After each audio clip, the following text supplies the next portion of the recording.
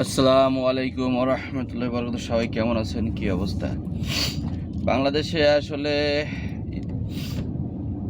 যুদ্ধর রেশ পড়ে গেছে। এখন তো বর্তমানে সবাই জানেন, অকটেন পাওয়া যাচ্ছে না, এলপিজি পাওয়া যাচ্ছে না।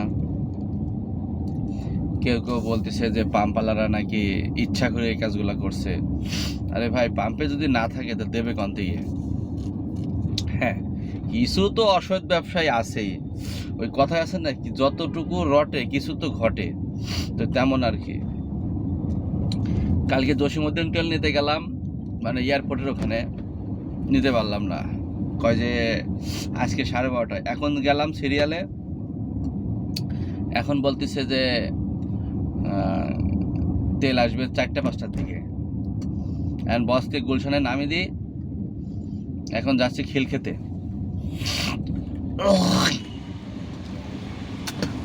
আদৌ খিলক্ষেতে নিতে পারবো কিনা বলতে পারছি না।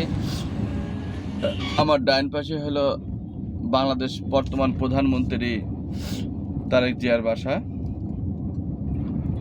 আসলে ব্যাক ক্যামেরা তো ভিডিওর ভিতরে হয় না, ইয়েতে হয়, ওই যে কি যেন বলে, লাইফে হয়, কিন্তু এর ভিতরে হয় না। এই হলো অবস্থা। এখন এখানে তো সেনাবাহিনী আছে ডিউটিতে।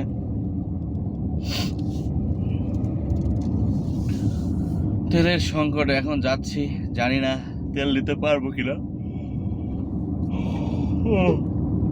কিন্তু প্রত্যেকটা পাম্পেই 100, 150, 200, কোনো কোনো পাম্পে 300 গাড়ি আছে। তখন তেল তো নেওয়া লাগবে। যার বাসা যেখানে সে সেখানে সিরিয়ালে দাঁড়াচ্ছে।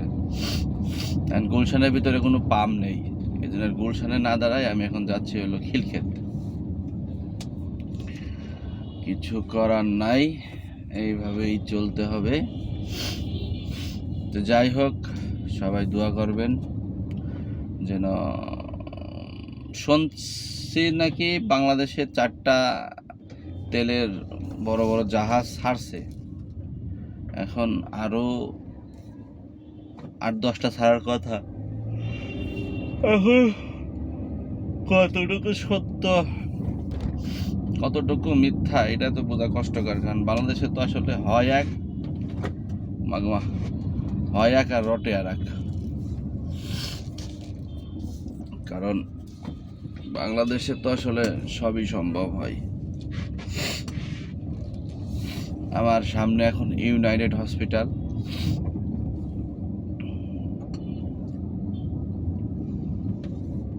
আসলে ঢাকা শহরে যে পরিমাণ জ্যামের অবস্থা, যে পরিমাণ জিনিসের দাম, মালিকরা যদি 1 টাকা বেতন বাড়ায় 10 টাকার কাজ করায় লয়।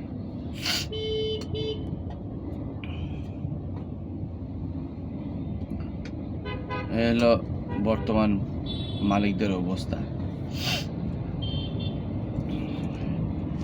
সকাল 8টার থেকে রাত 9টা পর্যন্ত ডিউটি করি, বেতন দেয় একটা পরিমাণ আছে, খারাপ না, মোটামুটি ভালো। কিন্তু ওই যে বললাম, অল্প একটু বেতন বাড়ায়, ডিউটি করাই বেশি। কিছু করার নাই সবার ক্ষেত্রেই।